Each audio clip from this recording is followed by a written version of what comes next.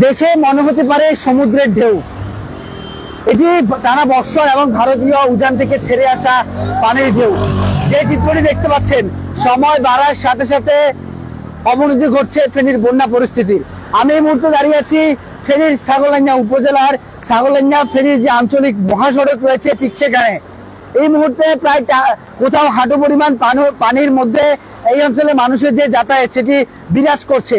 তবে যে পরিমাণ ঢেউ আসলে আমার পিছনে দেখতে পাচ্ছেন, সময় যতই বাড়বে এই সড়কটির যে পানির স্রোত, যে প্রবাহ, যে মাত্রা সেটি আরো বাড়বে, যার ফলে এখানকার মানুষের যে গ্রামের পর গ্রাম ইতিমধ্যে প্লাবিত হচ্ছে, সেই প্লাবিত নির্মাঞ্চল প্লাবিত হওয়ার সংখ্যা আরোই বাড়বে।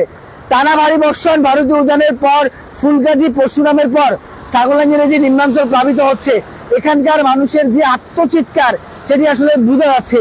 বেশ কিছু আশ্রয় কেন্দ্রে ইতিমধ্যে মানুষজন আশ্রয় নিয়েছে এবং এখানকার যে বেশ কিছু বিল্ডিং রয়েছে সেখানে ঠিক একচিত্র। প্রচুর পরিমাণে পানি উত্তর দিক হয়ে আমি যেটি দেখতে পাচ্ছি, এই যে সড়কটি রয়েছে অর্থাৎ ছাগলনাইয়া যে আঞ্চলিক মহাসড়ক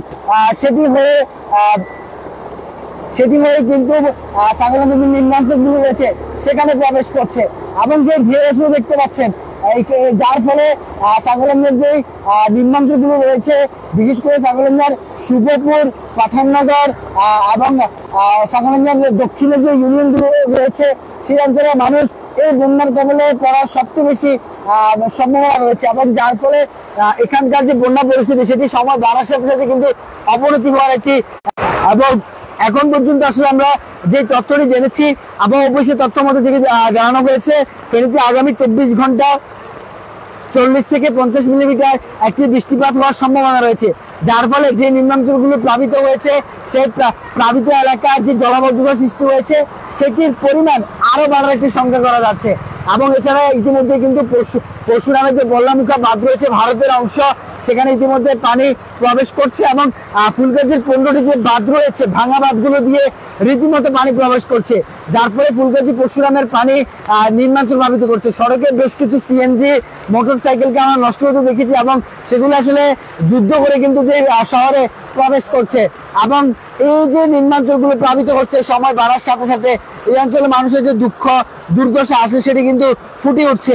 এখন পানি প্রবাহমান করছে, পানি নামার সাথে সাথে এখানকার যে ক্ষত চিহ্ন সেটি আসলে প্রকাশ পাবে। দর্শক, এই ছিল এখনকার মতো আমার কাছে ফেনী ছাগলনাইয়া আঞ্চলিক মহাসড়কের যে পানি প্রবাহের সাথে সাথে যে যান চলাচলের বিঘ্নতা ঘটছে এবং নিম্নাঞ্চলগুলো প্লাবিত হচ্ছে সেটির সর্বশেষ তথ্য। আমরা বন্যা পরিস্থিতির তথ্য জানার চেষ্টা করব। সে পর্যন্ত সকালে ভালো থাকবেন, সুস্থ থাকবেন। তানজিদ শুভ, ফেনীর প্রত্যয়, ফেনী।